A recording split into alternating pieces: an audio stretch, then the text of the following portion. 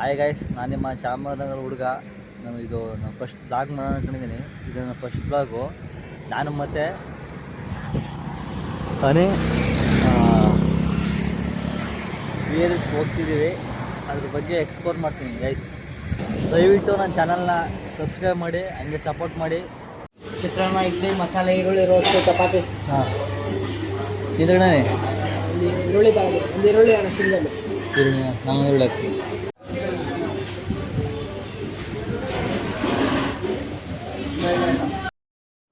ಎಲ್ಲರೂ ಆರಾಮಾಗಿದ್ದೀರಾ ಅಂತ ಅಂದ್ಕೋತೀನಿ. ಒಂದು ಸಲ ಬೇಲ್ಸ್ಗೆ ಹೋಗ್ಬೇಕು ಅಂತ ಅನಿಸ್ತು ಮನಸ್ಸಿಗೆ, ಅದಕ್ಕೆ ಹೋಗ್ತಾ ಇದ್ದೀನಿ. ಇವಾಗ ನಾನು ಮತ್ತು ಅನಿ ಅಂದರೆ ನನ್ನ ಫ್ರೆಂಡು, ಅವನ ಜೊತೆ ಬೇಲ್ಸ್ ಕಡೆಗೆ ಹೋಗ್ತಾ ಇದ್ದೀನಿ. ಅಲ್ಲಿ ಕಾಣಿಸ್ತಾ ಇದೆಯಲ್ಲ ದೂರದಲ್ಲಿ, ಅದೇ ಚೆಕ್ ಪೋಸ್ಟು.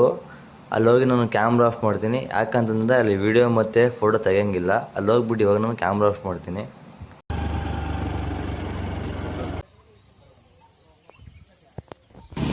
ಗೈಸ್, ಇವಾಗ ಚೆಕ್ ಪೋಸ್ಟಿಂದ ಒಳಗಡೆ ಎಂಟ್ರಿ ಆಗಿ ಹೋಗ್ತಾ ಇದ್ದೀನಿ.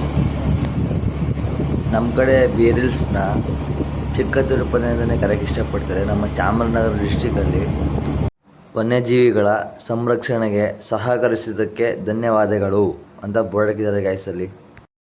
ಆ್ಯಕ್ಚುಲಿ ನಾವು ಇಲ್ಲಿಗೆ ಬೇರಿಲ್ಸ್ಗೆ ಬರಬೇಕು ಅಂತಂದರೆ 2 ರೂಟ್ ಇದೆ. ಒಂದು ಯಳಂದೂರಿಂದ ಬರ್ಬೋದು, ಇನ್ನೊಂದು ಮತ್ತು ನವೋದಯ ಸ್ಕೂಲ್ ಇದೆ, ಆ ಕಡೆಯಿಂದನೂ ಬರ್ಬೋದು. ಮತ್ತು ಇದೊಂದು ರೂಲ್ಸ್ ಏನಪ್ಪ ಅಂತಂದರೆ, ಬೈಕನ್ನು ಸಿಕ್ಕದ ಕಡೆಯೆಲ್ಲ ನಿಲ್ಲಿಸ್ಬಾರ್ದು, ಮತ್ತು ಕಸ ಹಾಕ್ಬಾರ್ದು, ಆಮೇಲೆ ಡ್ರಿಂಕ್ಸ್ ಮಾಡಬಾರ್ದು, ಮತ್ತು ಸಿಗರೇಟ್ ಸೇದಬಾರ್ದು ಗೈಸ್. ಇಲ್ಲಿಗೆ ಬರೋರು ಸ್ವಲ್ಪ ಡೀಟೇಲ್ಸ್ ತಿಳ್ಕೊಂಬನ್ನಿ. ಯಾಕಂತಂದರೆ ಇಲ್ಲಿ ರೂಲ್ಸ್ನ ಬ್ರೇಕ್ ಮಾಡಿದ್ರೆ ಫೈನ್ ಹಾಕ್ತಾರೆ ಗೈಸ್, ಅದು ಮಾತ್ರ ಖಂಡಿತ. ಇಲ್ಲಿ ಏನಕ್ಕೋಸ್ಕರ ಬೈಕ್ ನಿಲ್ಲಿಸ್ಬಾರ್ದು ಅಂತಂದರೆ, ಇಲ್ಲಿ ಕಾಟಿ ಜಾಸ್ತಿ ಇದೆ. ಕಾಟಿ ಅಂತಂದರೆ ಕಾಡೆಮ್ಮೆ. ಆ ಉದ್ದೇಶಕ್ಕೋಸ್ಕರ ಪಾಪ ನಿಲ್ಲಿಸ್ಬಾರ್ದು ಅಂತ ಹೇಳ್ತಾರೆ, ಹೊರತು ಇನ್ಯಾವ ಉದ್ದೇಶಕ್ಕೂ ಅಲ್ಲ. ಸ್ವಲ್ಪ ಬರೋರು ನಿಧಾನಕ್ಕೆ ಬನ್ನಿ.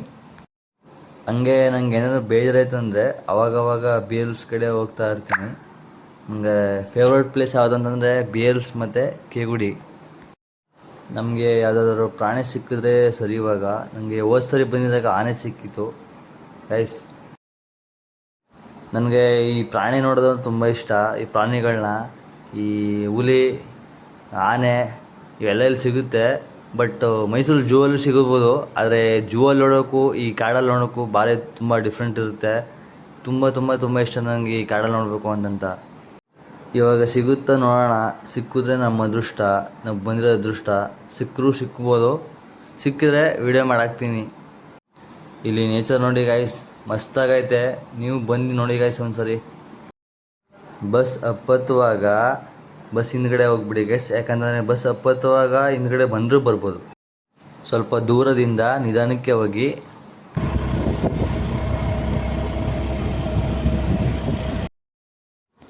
ಈ ಕೆರೆ ಹತ್ರ ಆನೆಗಳು ನೀರು ಕುಡಿಯೋಕ್ಕೆ ಆವಾಗವಾಗ ಬರುತ್ತೆ.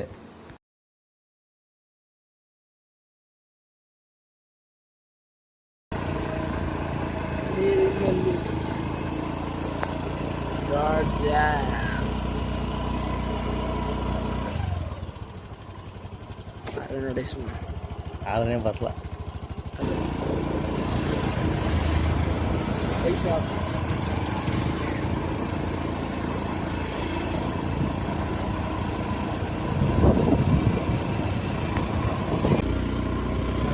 ಗೈಸ್, ಈ ರೋಡ್ ಕಾಣ್ತಾ ಇದೆಯಲ್ಲ, ಇದನ್ನು ಪುರಾಣಿ ಕೋಡ್ ಅಂತ ಅಂತಾರೆ. ಇಲ್ಲಿ ಜನಗಳು ವಾಸ ಮಾಡ್ತಾರೆ. ರೋಡ್ ಕಾಣ್ತಾ ಇದೆಯಲ್ಲ, ಆ ಕಡೆ ಹೋದರೆ ಜನಗಳು ವಾಸ ಮಾಡ್ತಾರೆ ಗೈಸ್.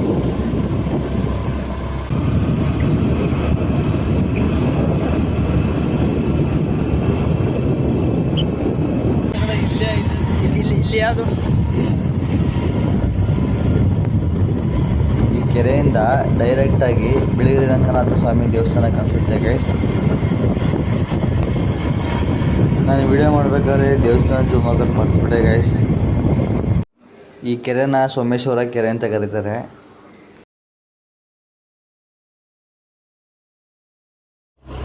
ಇದು ಬೇಲ್ಸ್ ಬಸ್ ಸ್ಟ್ಯಾಂಡ್ ಗೈಸ್. ಇಲ್ಲಿ ಬಸ್ಸಿಂದ ಬಂದವರು ಬಸ್ಸಿಂದ ಇಳಿದ್ಬಿಟ್ಟು ನಡ್ಕೊಂಡು ಹೋಗ್ತಾರೆ ಗೈಸ್ ಈ ಕಡೆಯಿಂದ. ಇಲ್ಲಿ ಸ್ವಲ್ಪ ಮುಂದೆ ಕಾಣಿಸ್ತಿದ್ರೆ ಟರ್ನಿಂಗು, ಅಲ್ಲಿ ಮುಂದೆ ಹೋದರೆ ವ್ಯೂ ಪಾಯಿಂಟ್ ಮಾತ್ರ ಮಸ್ತಾಗಿ ಕಾಣುತ್ತೆ ಗೈಸ್. ನಾನು ಹೇಳಿದ್ನಲ್ಲ ವ್ಯೂ ಪಾಯಿಂಟು ಅದಿದೆ ಗೈಸ್, ನಾನು ತೋರಿಸ್ತೀನಿ ಬನ್ನಿ ಗೈಸ್, ಅಲ್ಲಿ ಕಾಣಿಸುತ್ತೆ.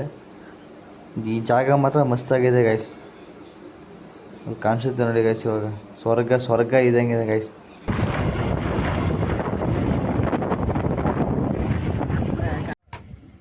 ಇದು ನೋಡ್ತಾ ಇದ್ರೆ ಆಕಾಶದ ಹತ್ರ ಬಂದಿದ್ದೀವಿ ಅಂತ ಅನಿಸ್ತಾ ಇದೆ.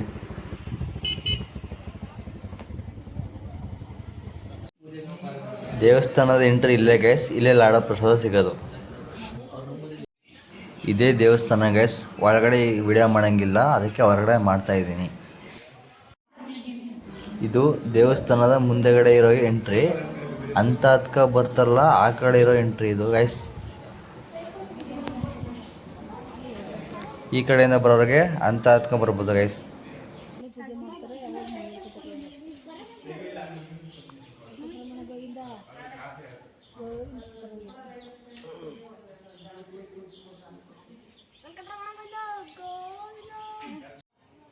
ಬರಬೇಕಾದ್ರೆ ಅಲ್ಲಿ ಕೆರೆ ಹತ್ರ ಕಾಣ್ತಲ್ಲ ಗೈಸ್ ಗೋಪುರ, ಅದೇ ಗೋಪುರ ಗೈಸ್ ಈ ಗೋಪುರ.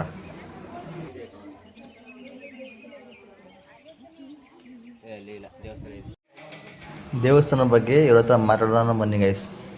ಈ ದೇವಸ್ಥಾನ ಬಡಿ ರಂಗನಾಥಸ್ವಾಮಿ ದೇವಸ್ಥಾನ ಈ ವರ್ಷ ಮಹಾರಾಜರು ಸ್ಥಾಪನೆ ಮಾಡಿರೋದು.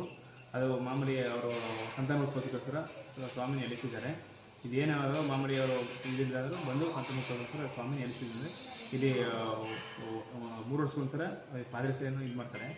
ಅದು ಒಬ್ಬರು ಮನೆ ತಂದು ಮಾಡೋಕ್ಕೆ ಗೊತ್ತಾಗಲ್ಲ, ಇಬ್ಬರು ಮನೆ ತಂದು ಬೇರೆ ಮಾಡ್ತಾರೆ. ಅವ್ರು ತಂದಾಗ ಇವಾಗ 2 ಒಂದೇ ಥರ ಇರುತ್ತೆ. ಇದು ಒಂದು ರಂಗನಾಥಸ್ವಾಮಿ ತೇರಾಗುತ್ತೆ, ದೊಡ್ಡ ತೇರು ಚಿಕ್ಕ ತೇರು ಅಂದ್ಕೊಂಡು ಆ ತಂದು ಇಟ್ಟರೆ ಗರ್ಭಗುಡಿಗೆ. ಅದು ಪಾದರಸರಿ 48 ದಿನ ಪೂಜೆ ಮಾಡ್ಕೊಂಡು ಇಡ್ತಾರೆ. ಇಟ್ಮೇಲೆ ಅದರಲ್ಲಿ ಒಂದಿನ ಫುಲ್ ಇಟ್ಟರು ತಂದು ಮಾಡ್ತಾರೆ. ಬಂದಾಗ ಅದರಲ್ಲಿ ಕಾಲ್ಗಳು ಎಲ್ಲ ಇದೇನೇ ಇರುತ್ತೆ. ಅದಕ್ಕೋಸ್ಕರನೇ ಸ್ವಾಮಿ ರಂಗನಾಥಸ್ವಾಮಿ ಸಂಜೆ ಸಂಚಾರಕ್ಕೆ ಅಂತ ಹೋಗ್ತಾರೆ ಅಂತ ಹೇಳ್ತಾರೆ.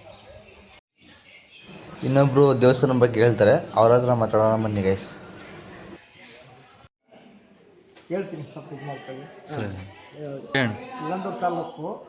ಜೋರಾಗಿ ಇದು ಬಿಳಿರಂಗ ಬೆಟ್ಟ ಅಂದ್ಬಿಟ್ಟು ಇದನ್ನ ವಶಿಷ್ಠ ಮಹರ್ಷಿಗಳು ತಪಸ್ ಮಾಡಿ 5,000 ವರ್ಷ ಹಿಂದೆ ಇದನ್ನ ರಂಗನಾಥಸ್ವಾಮಿ ಅಂತ ಇಲ್ಲಿಗೆ ಹೆಸರಿಟ್ಟು ಇದನ್ನ ಬಿಳಿಗಿರಿ ರಂಗನ ಬೆಟ್ಟ ಅಂತ ಯಾಕೆ ಹೇಳ್ತಾರೆ ಅಂದರೆ, ಇದು ಎಲ್ಲ ಹೊರಗಡೆ ಇರೋ ಎಲ್ಲೇ ಕಲ್ಲಾದರೂ BRS ಅಲ್ಲಿ ಎಲ್ಲ ವೈಟ್ ಕಲ್ಲೇ ಇರೋದು, ಕಪ್ಪು ಕಲ್ಲು ಒಂದು ಬ್ಲ್ಯಾಕ್ ಇಲ್ಲ. ಅದರಿಂದ ಇದನ್ನು BRS ಅಂತ ಮಾಡಿದ್ದಾರೆ. ಇವಾಗ ಮೊದಲಿಗೆಲ್ಲ ಬಿಳಿಗಿರಿ ಬೆಟ್ಟ ಅಂತಿತ್ತು, ಈಗ BRS ಮಾಡಿದ್ದಾರೆ. ಈಗ ಅಕ್ಕಪಕ್ಕದಲ್ಲಿ ಎಲ್ಲ ಜನರು ಇಲ್ಲಿಗೆ ದೇವಸ್ಥಾನಕ್ಕೆ ಬಂದು ದಾನಿಗಳೆಲ್ಲ ಪೂಜೆ ಮಾಡಿಸ್ತಾರೆ. ಶುಕ್ರವಾರ ಶನಿವಾರ 2 ದಿನ ಅಭಿಷೇಕಗಳಿರ್ತವೆ ಇಲ್ಲಿ. ಮಾಮೂಲಿ ವಿಶೇಷ ದಿನ ಶುಕ್ರವಾರ ಶನಿವಾರ ಅಭಿಷೇಕ ಇರುತ್ತೆ. ಬೇರೆ ದಿನಗಳಲ್ಲಿ ಮಾಮೂಲಿ ಪೂಜೆ ಇರುತ್ತೆ. ಅದು ಬಿಟ್ಟರೆ ರಥೋತ್ಸವ ಏಪ್ರಿಲ್ ಮೇ ತಿಂಗಳಲ್ಲಿ ಒಂದು ರಥೋತ್ಸವ ಆಗುತ್ತೆ, ದೊಡ್ಡ ತೇರು ಅಂತ. ಆ ತೇರಾದ ನಂತರ ತೆಪ್ಪುತ್ಸವ ಅಂತ, ಈಗ ನಾಳೆ ಇಲ್ಲ ಭಾನುವಾರದಿಂದ ಒಂದು ತೆಪ್ಪುತ್ಸವ ಆಗುತ್ತೆ, ಒಂದು ವಾರ ತೆಪ್ಪುತ್ಸವ ಆಗುತ್ತೆ. ಕೆರೆ ಸೋಮಸನ ಕೆರೆ ಅಂತಿದೆ, ಅಲ್ಲಿ ತೆಪ್ಪ ದೇವ್ರು ತಗೊಂಡು ಉತ್ಸವ 3 ದಿನ ತೆಪ್ಪ ಆಡಿಸ್ತೀವಿ, 8 ದಿನ ಮಾತ್ರ. ಅದಾದ ನಂತರ ಇನ್ನು ಆಷಾಢ ಮಾಸದಲ್ಲಿ ಏನು ಮಾಡಲ್ಲ ನಮ್ಮ ದೇವರಿಗೆ. ಶ್ರಾವಣ ಮಾಸ ಬರುತ್ತೆ, 4 ವಾರದಲ್ಲಿ ಇಲ್ಲಿ ವಿಶೇಷ ಪೂಜೆಗಳೆಲ್ಲ ಆಗ್ತದೆ. ಶ್ರಾವಣ ಅಂತ 4 ವಾರ ತುಂಬ ಜನ ಇರ್ತಾರೆ. ಅದು ಬಿಟ್ಟರೆ ಮಹಾಸಂಕ್ರಾಂತಿ ಹಬ್ಬ, ಆ ಮಹಾಸಂಕ್ರಾಂತಿ ಹಬ್ಬದ ಮಾರನೇ ದಿನದಲ್ಲಿ ರಥೋತ್ಸವ ಆಗುತ್ತೆ, ಆಗೊಂದು ತೇರಾಗುತ್ತೆ, ಚಿಕ್ಕ ತೇರು ಅಂತದು. ಆಗ ಸುಮಾರು 1 ಲಕ್ಷಾಂತರ ಜನ ಸೇರ್ತಾರೆ. ಅಷ್ಟು ಬಿಟ್ಟರೆ ಇದನ್ನು ಇನ್ನು ಬೇರೆ ದಿನಗಳಲ್ಲಿ ಮಾಮೂಲಿ ಪೂಜೆ ನಡೀತಾನೇ ಇರ್ತದೆ. ನಾನು ಹೇಳಿದ್ನಲ್ಲ ನೋಡಿ, ಮಾಮೂಲಿ ದಿನಗಳಲ್ಲಿ ಏನು ದಿನ ಬೆಳಗ್ಗೆ ಅಂದರೆ 200ರಿಂದ 300 ಜನ ಒಂದು ದಿನ ಬರ್ತಾ ಇರ್ತಾರೆ ಡೈಲಿ. ಶನಿವಾರ ಭಾನುವಾರ ಒಂದು 500ರಿಂದ 600 ಜನ ಬರ್ತಾರೆ. ಗೌರ್ಮೆಂಟ್ ರಜೆ ಇದ್ದರೆ 1000 ಜನ ಗಂಟು ಬರ್ತಾರೆ.